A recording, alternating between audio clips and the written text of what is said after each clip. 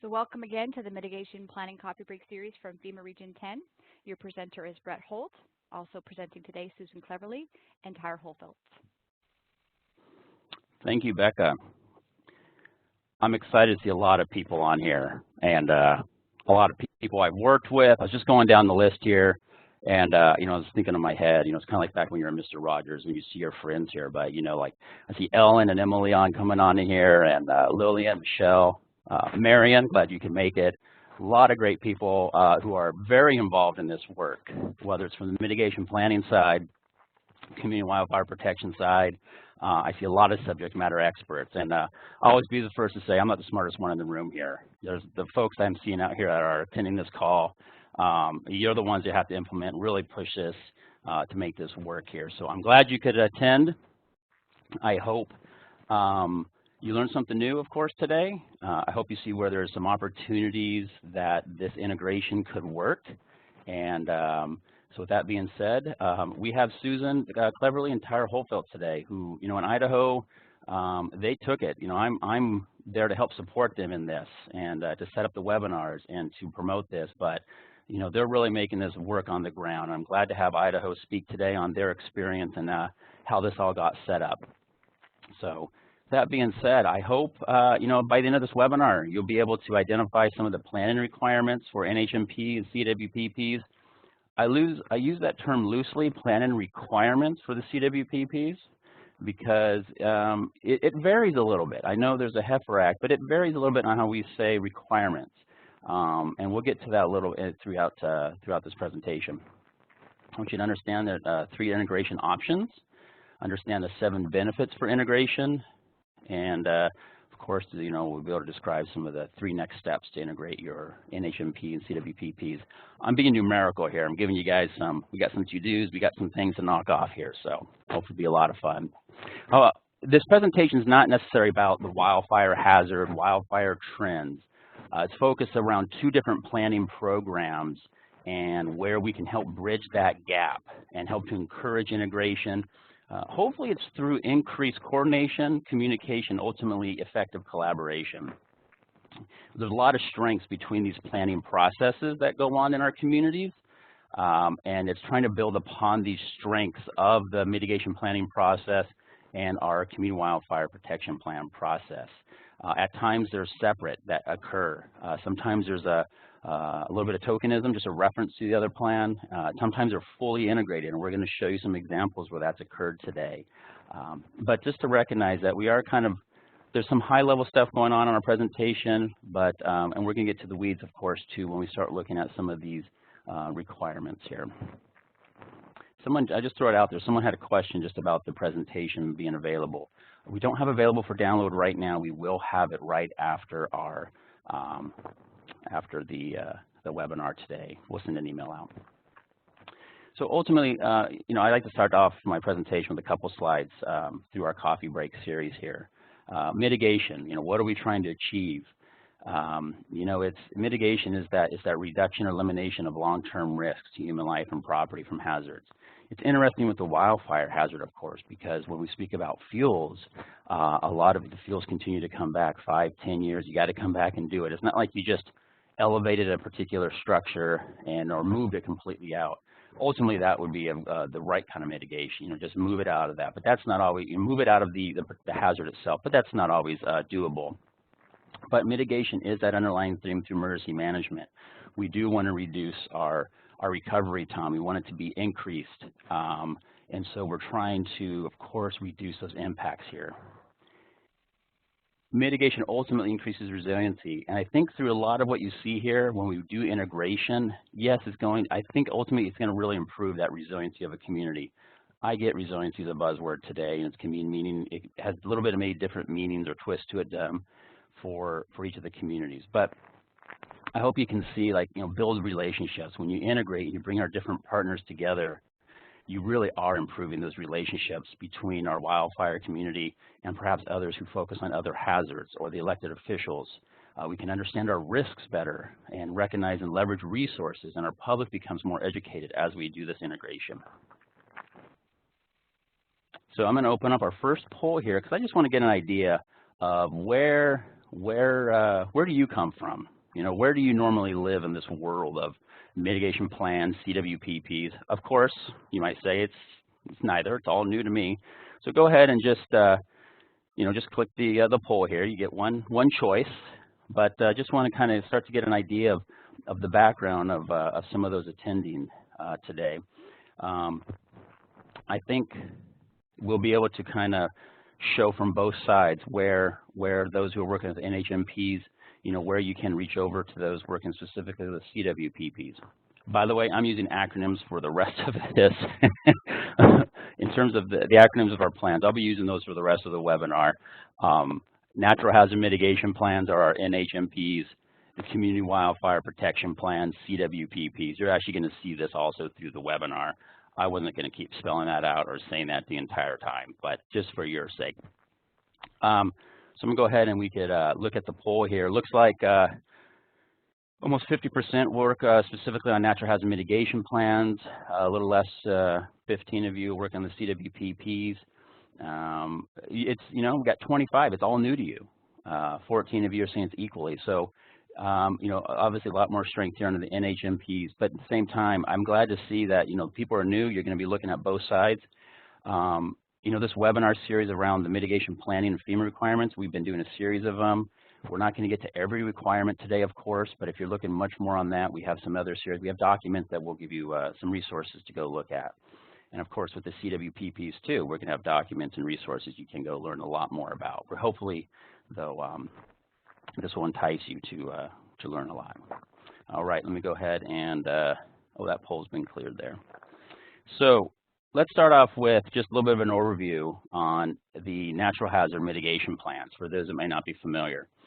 You know, we had a legislation act back, there's the Disaster Mitigation Act of 2000. This was an amendment to the Stafford Act that it established eligibility for if you as a community, a jurisdiction, a local government wants to apply for a FEMA mitigation grant, you had to have an approved mitigation plan. And that's where these requirements were established in 44 CFR, can be technical here. 201.6 are the local planning requirements, and 201.7 are a tribal mitigation planning requirements. I'm not mentioning the state ones because this isn't really about the state at the moment. So with that, FEMA administers the mitigation planning program. We work through our state's emergency management divisions, departments for the development, the technical assistance, the plan reviews of these local mitigation plans. So that's just a quick little background of where this kind of comes from for the FEMA plans, and these are mitigation plans. With that, when we review, and this is what's a little bit unique when we look at the CWPPs, we have a review tool. It's in our guidance that we'll have a link to at the end if you haven't seen it. We have a review tool we use. When these plans are submitted to us, we have our, here's the requirement, or here's what the elements and what it says in the regulations, and here's how they can meet these requirements. Here's what they do. And as we do that too, we've established a checklist, a regulation checklist. It's usually called the plan. It's called the plan review tool, or the crosswalk for our tribes right now. And so you will see this if you start to look at the FEMA plans and trying to figure out where the guidance and how it's used and how do you review this. This is what we use as, and it's a national standard too, where you'll see the same guidance here as well, and it gets updated. But I want you to paint this picture of when the plans, for the FEMA plans, this is where we're coming from. Tyre, I'm going to turn it over to you on some of the Community Wildfire Protection Plans. Great, thanks. In 2003, HEFRA was passed, so the Healthy Forest Restoration Act was passed, which established the prioritization and requirements that states needed to abide by in order to basically receive federal funding. In 2009, the FLAME Act was passed, and I apologize, that's the I don't recall what it all is, unfortunately. Anyway, that passed, and it changed some of the language in what HEFRA was related to the CWPPs. Keep in mind that the CWPP process is all about guidance and collaboration to identify and work through mitigation actions that can impact people. The administrative side of it is left to the states to direct and to coordinate the plans within each organization's development process. This all came about at a national level, but bleeds down to a state level where wildfire organizations in the front end of this whole effort were organized and collaborated and worked together, and has expanded beyond that in many states here in the West. Thank you, Tyre. I think ultimately between both of these, Disaster Mitigation Act 2000, Healthy Forest Restoration Act 2003, ultimately it's about communities reducing their risk. Going through a community planning process and, to bring in your public, bring in your stakeholders, engage your public in a meaningful way, of course, to develop a community plan that works for you to reduce your risk to natural hazards. And what you'll see through this is that there's definitely some similarities and differences in how we achieve it. And so just wanted to kind of lay the land here. This whole idea, though, of integration, this isn't new. I was actually looking back through some materials. In 2008, it was even identified. University of Oregon put out this resource on CWPP evaluation guides, and they even had a recommendation in 2008 to say, consider that, one consideration is that FEMA requires updates of NHMPs every 5 years, because the CWPP often plays a role in NHMPs coordinate the evaluation updates of the two plans. And that was them going, we realize the plans don't have a requirement to have to be updated every 5 years, but maybe you can tag on to that. So this isn't a new discussion per se. It's been out there. We're just continuing to build upon this. So let's take a look at integration. What's out there? And so there's 3 options I just want you to paint for you. Option 1, CWPP is a standalone chapter or volume of your Natural Hazard Mitigation Plan. Another one would be you integrate sections of the plan into the NHMP, and what I like to call the gold standard. It's where you have a single unified mitigation plan addressing both the NHMP and CWPP planning requirements. I'm going to go through these here in just a little bit, or right now. So what's this mean? When you incorporate, so the first option I was saying, just incorporate entire CWPP into the NHMP. Basically, that's a reference. It means the CWPP was already done.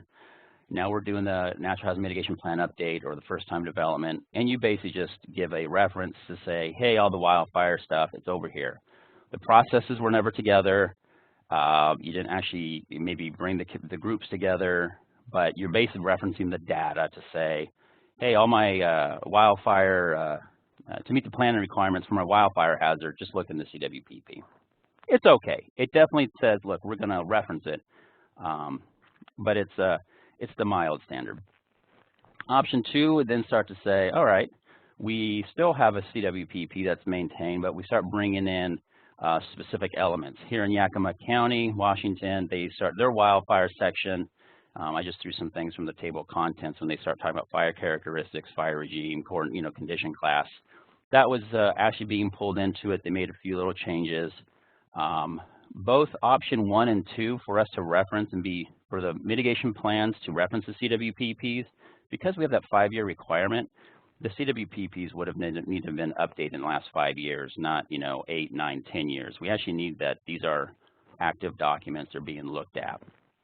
Option 1 and 2 are just about equal in their approach. And this is what we generally are seeing right now when there is some sort of a integration here. There's a reference to these. Where you're not seeing it, but where we're trying to push perhaps, of course, if it meets the community, the gold standard. Got my gold yellow going here. I'd have this thing totally shining and big bright lights and stuff flashing, but just didn't have time to do that here. I think it's probably the more challenging, but probably has the biggest benefits. So it's a single unified planning process that meets the CWPP and the mitigation plan requirements. You're seeing that you've got teams that are coming together. They're not maintaining a separate CWPP.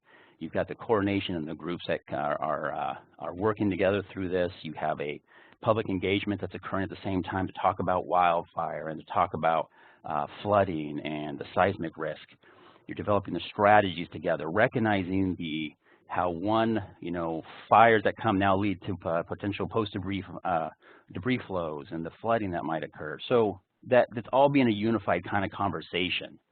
So these are some of the 3 options that you could consider. We're going to show you some examples. This one here, Idaho County, just throwing a quick little plug out there.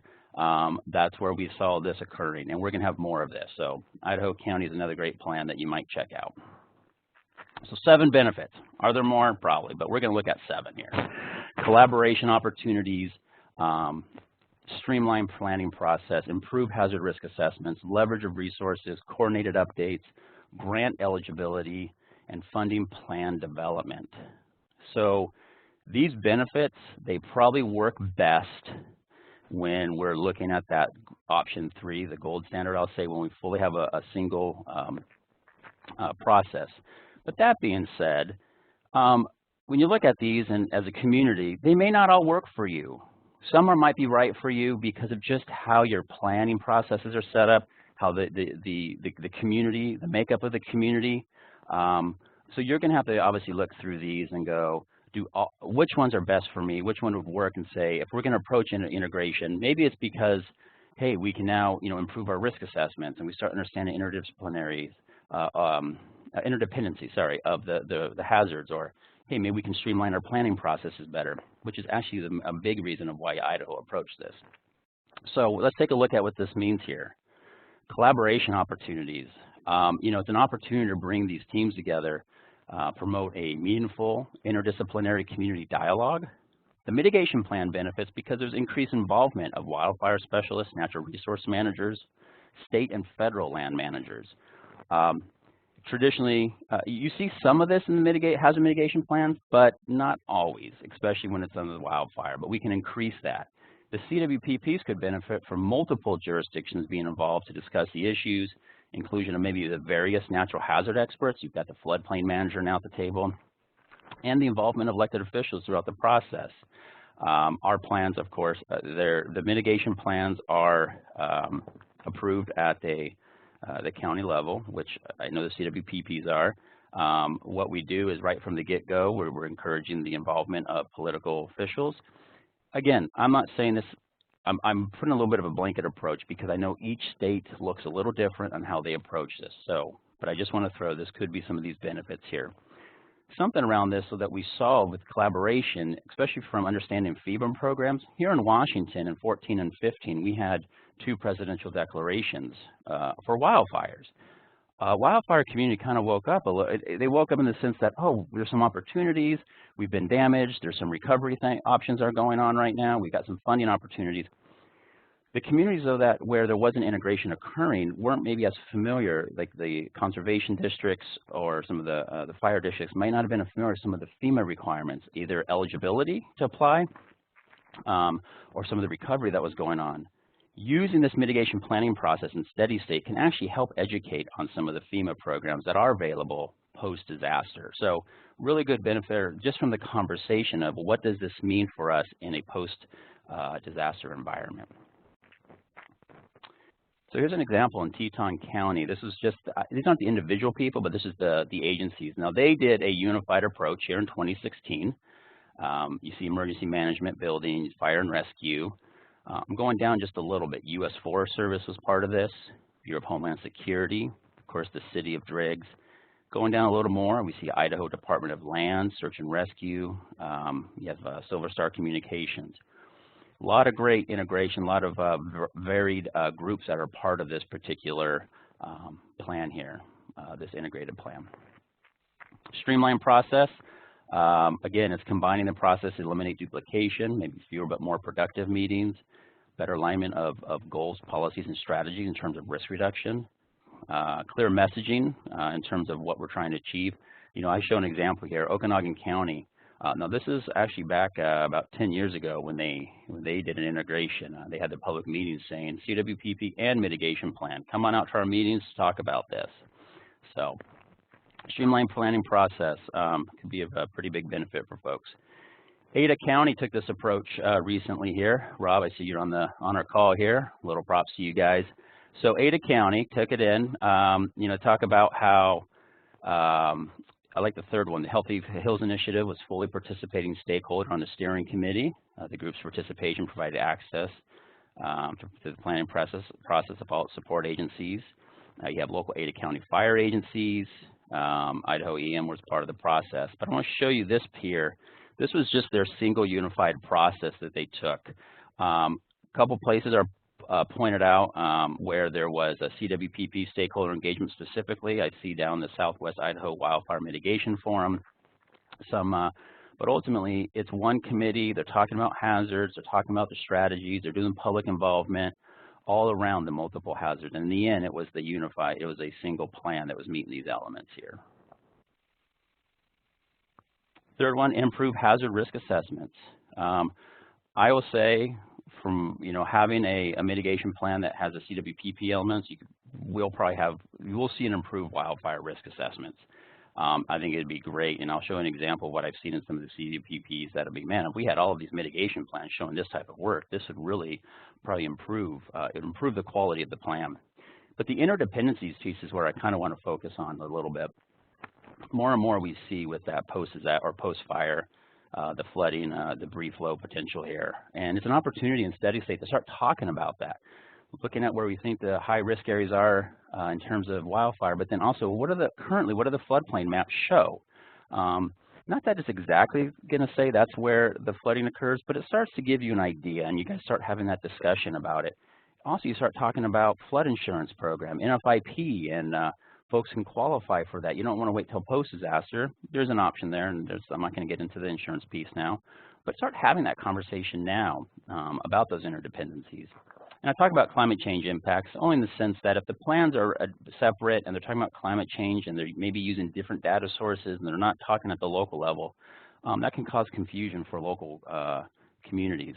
So bringing them together to talk about those impacts of climate change on the hazards and the future probability would be a benefit here. I just want to show you here, San Juan County, this is a BLM funded particular plan here. I don't think I see Richard Parrish on. I could scroll down here, but I know BLM was doing some work out here. But so this is some of the maps that they did. They got the fire regime condition class map coming in with the historic fire regime map there on San Juan County. Another one looking at some of the proposed project areas of that, and of course the WUI map here. Some great examples of what you saw in the CWPP. San Juan County is developing their first plan. Might be a great opportunity to integrate some of that into the hazard mitigation plan here. So this is what I was talking about, some of the work you might see in the CWPP that would be great to integrate. Fourth one, leverage resources. And I think about scale here is where I'm going. And again, I'm going to put a kind of a blanket approach, of course, because not all CWPPs are at neighborhood groups. We do definitely see them where some are at county level or city, but you also see more CWPPs than I do see mitigation plans that are at this neighborhood scale. So in terms of leveraging resources, I say CWPPs could benefit where neighborhood groups that maybe want to enact change with city or county policy. By integrating, you have an opportunity to work with some of the staff that are already involved with land development. You have maybe elected officials. You have public works that would be there. When you integrate and you have a neighborhood plan, it's not to say you got to take away the neighborhood plans or those smaller jurisdictional plans, fire district plans. By no means do those need to go away. That's definitely part of the process. That's a benefit for the mitigation plan to have those smaller neighborhood scale type of engagement. I think that it enriches the mitigation plan if you can bring those in. So the NHMP will benefit by that, incorporating those groups to understand better the homeowner issues and actually what's going on at the smaller scale. Does it create a lot more resources, and there's a balancing act of how much is, how much detail to put in a plan and how do we write this? Of course, but having the conversation here and looking at, this could be a benefit as you look at integration. The update piece is another one where we start seeing why these get combined. Some of this, at least a reference, I should say. The CWPP planning update cycle is not quite defined. Projects might be looked at each year. There's some studies that are showing out there on CWPPs, the actual planning process. They haven't touched in almost 10 years in some cases. Our NHMPs need to be updated every 5 years for a jurisdiction to remain eligible to apply for FEMA mitigation grant funding. So, integrating could help ensure some regular updates for the CWPP. And you see here, I'm going to reference that San Juan County, but I actually have a number of plans that do this, where they do, in the CWPP, they actually wrote that, the CWPP includes compatibility with FEMA requirements for the mitigation plan, and they talk about this 5-year period is what they are going with. And this isn't because it's part of the mitigation plan. This is just how the CWPP was referencing the FEMA requirements to help keep this going. Grant eligibility. So this is one of the, again, when we, there's cases, especially in that post-fire environment here in Washington, where there were some great local governments that definitely had the wildfire expertise and experience, and they wanted to apply for grants, and they weren't eligible. And the question is, well, we have a CWPP. We said, that's great. You're eligible for the National Fire Plan funding, but our requirements, legislation says you need to meet the FEMA ones. So through this integration, if you're able to make sure that the jurisdictions that are participating, they met all the requirements for CWPP and NHMP, you're now eligible to be a sub-applicant and apply for both, obviously, getting the National Fire Plan dollars, but as well as our FEMA mitigation grants. I don't want to spend a lot of time on the grants. I'll show you we have this. 2 months ago in April, I did a webinar on planning grants, and we talked a bit about these programs. You can go back and look at that webinar and those materials here. But our Hazard Mitigation Assistance Program, we have 3 of them. PDM is the one that's, it should be just, maybe they'll announce it here in the next month or 2. That's our pre-disaster. It's nationally competitive. The one on the right is post-disaster Hazard Mitigation Grant Program. And then in the middle is the Flood Mitigation Assistance, also pre-disaster. But these are the 3 ones that we say when you're eligible to apply, it's for these.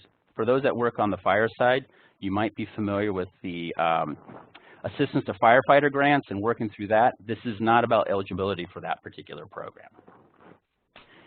So under this, though, you got some opportunities, though, in the wildfire community. If you're eligible to apply for the FEMA dollars, I know there's some of you that might say, it is challenging to do this. I don't disagree with you, but hey, let's not, all I'm trying to say is, opening up some of your, keeping your options open here is kind of what we're putting at. And the challenge might come on some of the projects with the defensible space and hazardous field reduction work.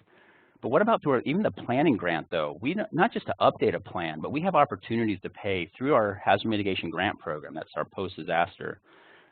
Integrate information from plans, specifically wildfire risk assessment work or strategies, maybe into your comprehensive planning, looking at capital improvements, resource management, conservation plans. You can help build capability through delivery of wildfire technical assistance and training, even evaluating adoption or implementing wildfire ordinances. So that opportunity is actually there through our HMGP 7% planning grant. So, integrating this helps you to remain eligible to do this. And the last one here, funding plan development. So this is the one where NHMPs, we have a source. I'll say a steady source, loosely. We have a source to help fund this. It's consistent in that there's always some money out there. Now it's competitive. But we have a source to fund our mitigation plans through that pre-disaster mitigation grant program. There's a hazard mitigation grant program, too, to do the all hazard, the natural hazard mitigation plans. Dollars switch each year, and I get that. But by integrating and putting that in your scope of work when you're applying for a FEMA planning grant, you have an opportunity to write in the scope of work of how you're going to be meeting or enhancing your wildfire risk assessment and some of the collaboration and public engagement you need to do, that in the end, your final product is going to meet these requirements. Now, your scope of work is not saying I'm just developing a CWPP, because technically our programs just don't fund a CWPP, the Hazard Mitigation Assistance Programs. But we have an opportunity here to do that through if you are choosing to integrate. All right, I'm going to do my second and final poll question here for you guys. You just heard some of the benefits that we're presenting, so you got a few things to think about here. What do you consider would be the most benefit for your community if you were to pursue some of this integration opportunity?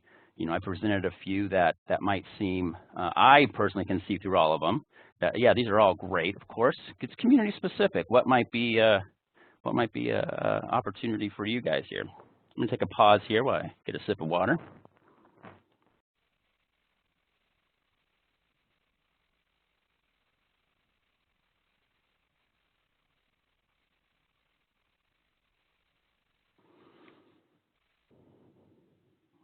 poll is still going to be open. I'm just going to advance our slide here as we're going to be moving on here as you guys finish the poll up. We're going to start just taking a quick peek for a few slides about, well, what does this start to look like with mitigation plan requirements, the CWPP requirements, around various elements of a plan. I throw Deschutes County up here as another way of some integration. The county is definitely referencing some of the CWPPs that they have. The CWPPs don't reference back to the Natural Hazard Mitigation Plan, but when they approached the county, said, look, you know, for our wildfire stuff, we got some really good work. I believe they've got 5 separate CWPPs in that county. And so they were starting to do some integration. We'll see what it looks like in the future. But I mean, Deschutes County does some phenomenal work out there with Project Wildfire. Allison, the work you're doing, Katie before that, and Joe. So really good stuff going on there. Another one you guys can take a peek at. So as I look at the poll here, I'm just going to, you know, a lot of, it seemed to be across the board, but, you know, the one that kind of stood out, some of the improved hazard risk assessments for many of you. And then looking at the collaboration opportunities seem to be some of the top 2, as well as that grant eligibility. So really good to see. Generally, you know, the rest were, you know, just a little bit behind here. So lots of opportunities. All right. So I just got a few slides. I know there's a lot of text here. This will be a great read after our webinar, and you guys are you're downloading the PowerPoint that Becca sends the link out for. Now you can kind of take a peek into this. But what I just started to paint the picture here is here's some of the NHMP requirements. For those who are on the mitigation side, no, I didn't reference the CFRs and things like that. I had to clean up the text a bit. Yeah, some CWPP, and then we put a column on the right. What does integration kind of start to look like when you bring these together? I do continue to put the caveat, are recognizing CWPPs. It varies state by state. I know the approach that, and I'm going to go out of Region 10, but I know like New Mexico, what you're doing, a lot of, and you know, where they're bringing in more of the maybe some post-fire recovery work. I believe they have some new state standards of what they're trying to do. It might vary with what Idaho does. Some of these CWPPs, from talking to a few states, some are not even reviewed at the state level. They come up and they're just happy they got a CWPP. It doesn't even matter what they've met. It's just you adopted it, which was a little disheartening to hear, even though I don't work specifically in that field. But it was like we just didn't have the time. And so I understand under CWPPs it could look a little different here. But I want to, this is what we've seen in some of the guidance. And I mean, obviously when we get to the Idaho with Susan and Tyre, they'll speak to a bit more about this. All right. So under here, integration might look at involvement of the natural resource managers, fire chiefs, involvement of the communities at risk in this update process, making sure that's, if you're integrating, that is really a big, that's the heart of the CWPPs. And if you're integrating with the mitigation plan, you've got to keep that going. Making sure you're adding the Forest Service, BLMs, BIA, state forestry agencies to your team when you integrate. Another one here as we go into our risk assessment work. I'm just looking in the right column. You guys, again, can take a peek at the other 2 columns here. But when we're talking about risk assessment, you know, making sure you're incorporating detailed wildfire risk assessments from the CWPPs and the NHMPs. Consider the climate change impacts, consider post-fire effects of flooding. Data sets, you know, that's one of the ones, you know, you get, there's a west-wide wildfire assessments out there, you know, pulling data from land fire. There's stuff that's going on, some of the FSIM modeling that can be used for wildfire, and they're incorporating that into the mitigation plans. Really good opportunities there for your risk assessments. This is obviously what I'm showing here is what's in what you write in the plan. But the heart of this, the integration, the huge benefit comes from the actual communication and the talking that comes from this. That's the part. That's hard to convey here through these requirements. But mitigation strategy, you know, making sure there's, and I'm looking at integration when you do this, making sure you have these action plans for the communities at risk, helping to create more fire-adapted communities. You know, our mitigation plans, we are asking, you know, asking for capability assessments so that you apply that as you're developing your strategy. We have goals to be developed. We ask you to identify a comprehensive range of actions and, of course, how they'll be prioritized. That means, or not just prioritized, how they can be implemented. So who's doing it? Where's your funding source? What's your time frame?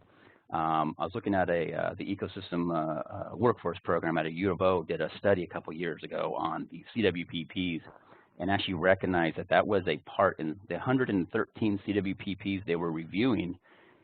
I think it's only like 20 or 25% even had a really good implementation strategy in terms of who was actually going to lead the work, where was some of the resources.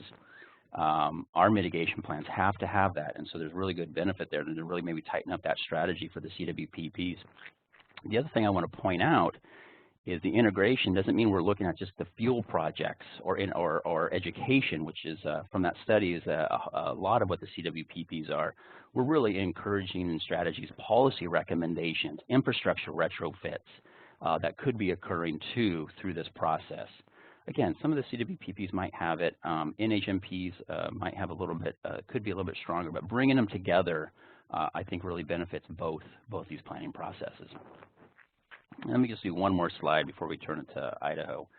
Maintenance piece, I highlighted that earlier. Technically, there's no requirement on the updates for the CWPPs. And so it is definitely, I've seen guidance out there for CWPPs that encourage maintenance, making sure your team gets together. You know, integration helps at the plan, at least is looked at every 5 years. Again, on the updates, FEMA requirements are making sure you're looking back on your successes. You're looking at where your progress is happening and not happening. Why is it not happening? FEMA is asking to look at and revise the plan to reflect changes in development, something that the CWPPs aren't having. But the integration might help to look at that. Where are we growing, in this case, the last 5 years? Is our vulnerability changing as a result of it? So that integration between the two planning efforts could really strengthen the wildfire hazard, especially around land use. Such a huge issue right now in terms of how the WUI is growing. We're having more people grow out. Our fires are getting bigger. So making sure we take that time to reflect. All right, with that, I'm going to turn to the state of Idaho. Super excited they're here, Susan and Tyre. I throw on here, this is their memorandum. They put this in writing. They're not kidding around here in Idaho when they said we are integrating, and it's not just at the local, it's at the state level. So I'm going to let Susan and Tyre talk to this. And thanks, guys, for being on. I appreciate it. Thanks, Brett. When we came up with this agreement, we wanted to make sure that we understood what each was going to be doing and how to coordinate together. And so that was part of the purpose of putting together this memorandum of understanding.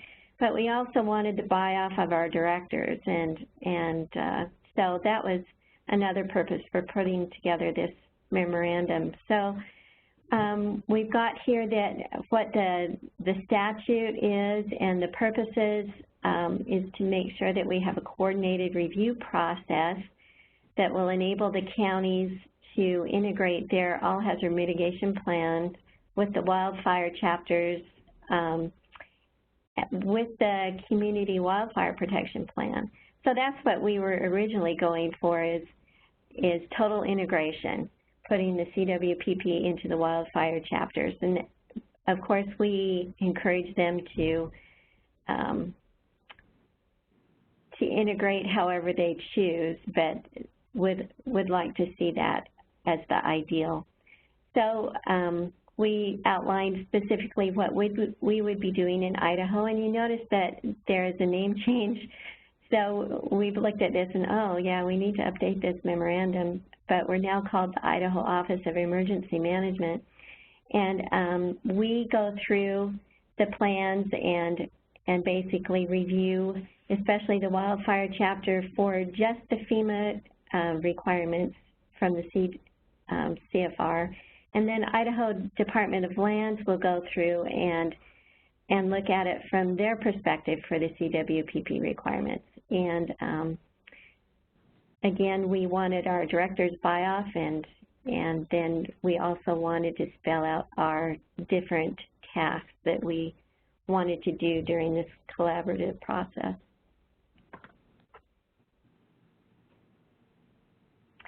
So we started out, IDL, Idaho Department of Lands, approached us at the state. We work on different collaborative groups together. They participate on the update of our state hazard mitigation plan and in our technical working groups, and we participate on wildfire working groups in the state.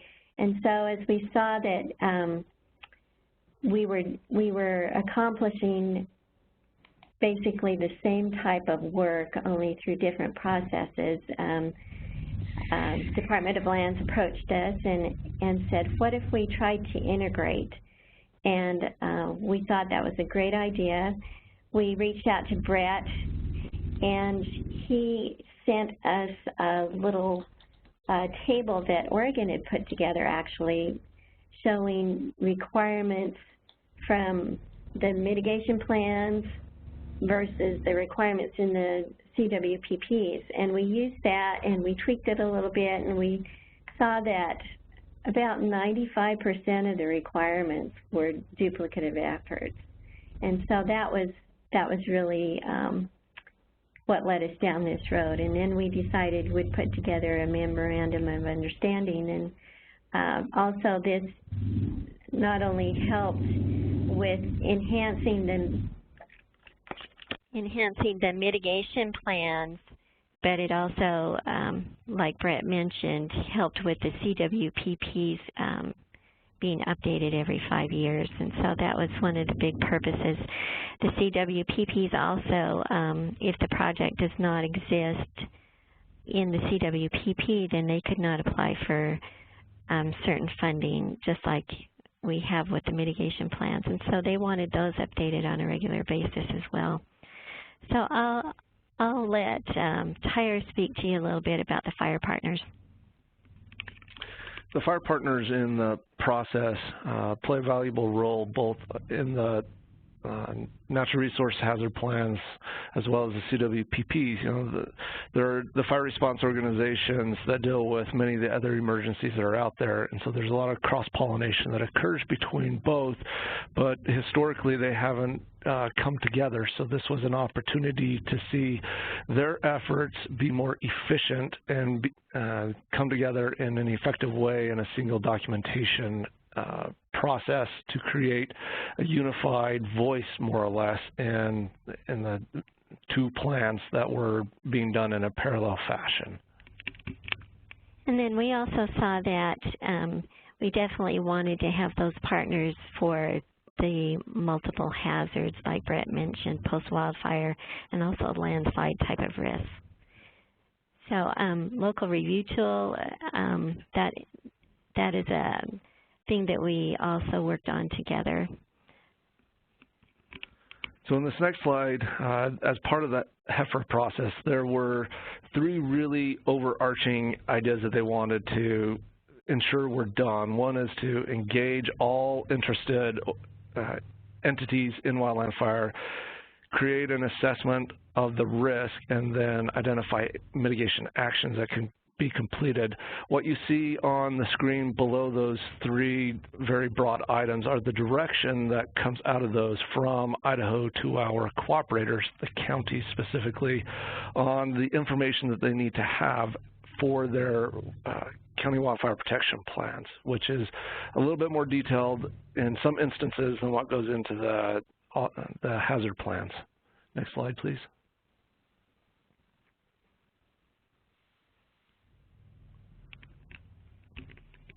So we took the local review tool, and down in section F, where it says additional state requirements, we had IDL come up with the different requirements that they did not see in the remaining part of the review tool. So that's where we added the additional requirements.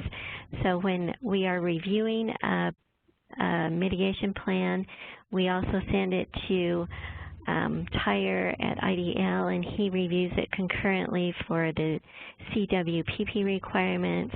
We mark the review tool and then send it over to him, and he marks it for the CWPP requirements and signs off.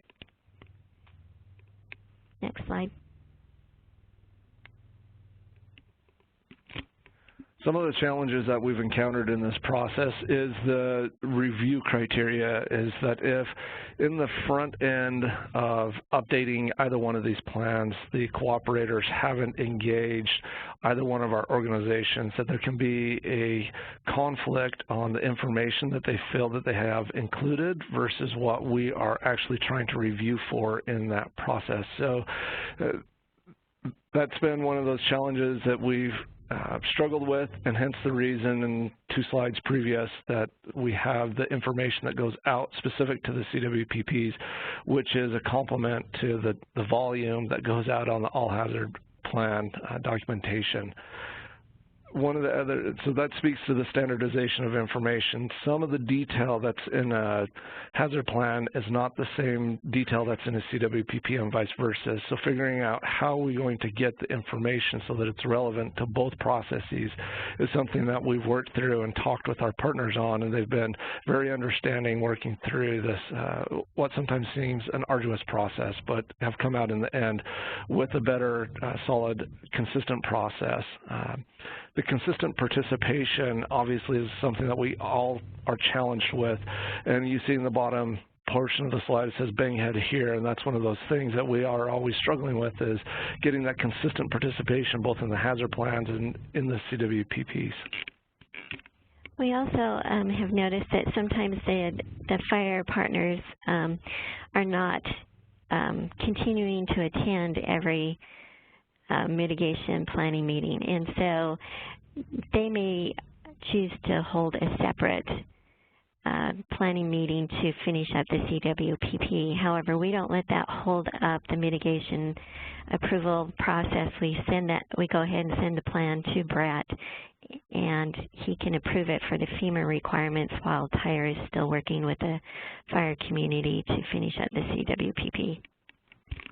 And then lastly, very quickly here, the difference in the leads is that the hazard plans are generally led by the emergency managers in the county, whereas the CWPPs are not necessarily led by the emergency managers, but could be a fire department lead or even a community member. So getting them aligned is something that we've been challenged with as well. Next slide.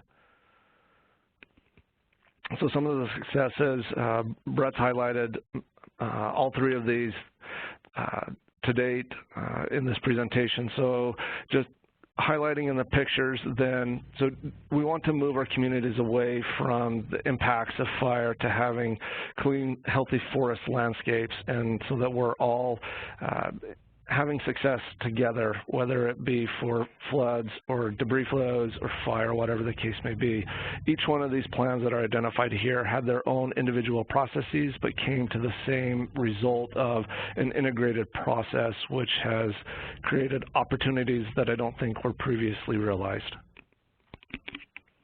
I think to date we have 6 or 7 integrated plans, and of course we try to encourage all of our counties to integrate.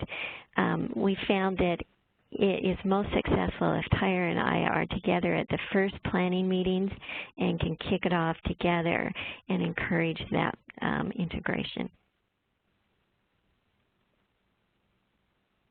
Well, thank you, Tyre and Susan. They've done some phenomenal work there that the locals initiated to say, why can't we bring these processes together? And I'm glad to see the state build upon that. And, you know, that's carried over to Washington. And this is, Susan, when was this? That was 2013, you guys, 14, that we were starting to look at this? It was 14. 14? So it's been a few years on that. Obviously, you know, we've seen Oregon starting to pick up between, and the key part here, by the way, I just want to emphasize, the key part isn't FEMA. The key part is what you heard with Susan and Tyre. It's the state agencies talking to say, hey, how can we help support our locals on here? And the memorandum, by the way, the MOU they put together, we're going to have that available for download that you guys can see if you want to pursue and tailor some of the language that works for you guys. So let me just finish off here. 3 next steps. If you guys are looking to do this, what should you be considering? All right, so at the local level, the leads, CWPP, NHMP conveners, leads, get together, contact each other if you don't, and you know, recognize, okay, what's currently going on for our efforts, look at the strengths and weaknesses, pull out your plans. All right, and you know, review not just the plan, of course, but the planning process, because I think that's an important part here. It's just that you don't have a plan at the end; it's the process. And as you know, Tyra and Susan both said, there's challenges with that. I agree on that, but you need to recognize that this is one of the benefits, and how can we bring these together? Decide what your best course of action for integration might be, looking at those benefits that we described above. And then also reach out to the state lead for your mitigation plans and CWPPs. I mentioned earlier that FEMA goes through the state emergency management. Contact your state hazard mitigation officer. In Idaho, it's Susan Cleverly, but every state has one, and there's a list of the state hazard mitigation. If you just, on the FEMA website, there's a list of all the state hazard mitigation officers. Just type in FEMA, you can type SHMO, that's the acronym, SHMO, or State Hazard Mitigation Officer, and you'll get a list of all of them to reach out to them. And then for the CWPPs, you know, it's in the state natural resource or forestry agencies where you can find the leads. But reach out to them, show your interest, and say, hey, how can this work for us? So and then you know, hopefully you can have a good conversation of how this might work, not just for your community, but maybe it'll help resonate throughout others. I know other communities are reaching out, Colorado, I see Utah. There's more out there that are starting to work at this. So we got some resources. You can't click the link right here, I know that, but you'll get a presentation that has links to these for your mitigation planning resources, Community Wildfire Protection Plan, and some resources there. Tyra's actually referenced a couple specific ones. Tyra, do you want to speak to those first 1 and 2, because they are something that were unique to specific to the states there, Idaho and Utah? Yes, so in Idaho, what you have up top there was in that slide. So that's a rewrite of the original guide that was put together. So I simplified it into Reader's Digest version because we all have very little time. And the information in there has been simplified so that you can figure out exactly what you need and where you need it. So go to the slide, it's going to be more useful to you specifically. The Community Wildfire Protection Plans in Utah, the reason I highlight those is because they're at a communal level and they have a fill-in-the-blank document that provides some step-by-step direction as well as some support from the state organization in Utah to be able to help the communities develop and put together the community-based CWPPs for wildfire in Utah there. I want to highlight just really quickly the difference between what we do in Idaho versus many other places, that all of our plans currently are at the county level, though that doesn't mean that these community levels can't be integrated into the annexes of the cities when they're done at a local level. So work with your municipalities in this effort as well, because there's always that opportunity. Instead of tiering straight to a county level, which is where the hazard plans live, you can do it through the annexes of the cities into the county all hazard plans. Thanks, Tyra. So a couple things to plug. There's a training, U.S. Fire Academy, they put on a training, Fire Adapted Communities, 2 of those days on developing CWPPs. We're also, I've been working with Patty Blankenship on, hopefully we're getting some material on there on how, you know, at least cross-reference the natural hazard mitigation plans. But that's a 6-day course at Fire Academy, but they're also referencing bringing out 2-day field modules on that. For mitigation planning, we do a G318, Local Mitigation Planning Workshop. I don't have a link to anything because usually it's run at the state level. We in Region 10 have a couple offerings, and that is on our Coffee Break site, which usually you guys should get a copy of, or a reference to that email, I think, or to a link to that site after this webinar. I also have the link in here on this. It's the number 2 under General. So you can go on there and see what we have coming up here. We have one in Alaska, and then one later in here in Linwood, Washington. So you got some resources. So I hope today you were able to pick up. I'm going to open up a poll while I go through this, so you guys please give us your feedback. I read them all. I read the good, the bad, the ugly. I got thick skin, so give us your feedback, your suggestions. You know, I always take the kudos, appreciate that. It looks good for my supervisor and everybody else. So let us know how you thought about this. I hope you're able to learn about, you know, integration options. 7 benefits for integration. You're looking at your what were some of those requirements for NHMPs and CWPPs, and hope you describe, you know, you understand what are some of my next steps if I want to look at this or improve my process, of course. Next month, we're developing mitigation strategies. the topic July 28th. I'll be doing that from beautiful Washington, D.C. I'm at a workshop there. But we will have going through this process of how do we develop these strategies. We just did our risk assessment. Now what? What's that process look like for us to then take the work of our assessment to then start to say, well, what kind of actions should I be pursuing? How do I do prioritization? What are the considerations we should be having? So looking forward, it's a really good one. Hope you guys can make it. A link to sign up will be mailed out to you. Here's our schedule of our coffee break series. We're halfway through, folks. We're at the hump here. So we've next month you can see the various ones all the way throughout that we have coming up. Sign up if you're interested. I mentioned we have 2 local mitigation planning workshops. Excited for our first one ever in Alaska, up in beautiful Anchorage area there. So, and then down in Linwood, Washington, here at our FEMA office. So the belly of the beast, come on in, let's check it out. So come on and you guys can sign up for that. And our last slide, we got some contacts for all of our state planners, schmoes out there. You know, we've got great partners at the state for a lot of our mitigation planning. This is who we work through. Please reach out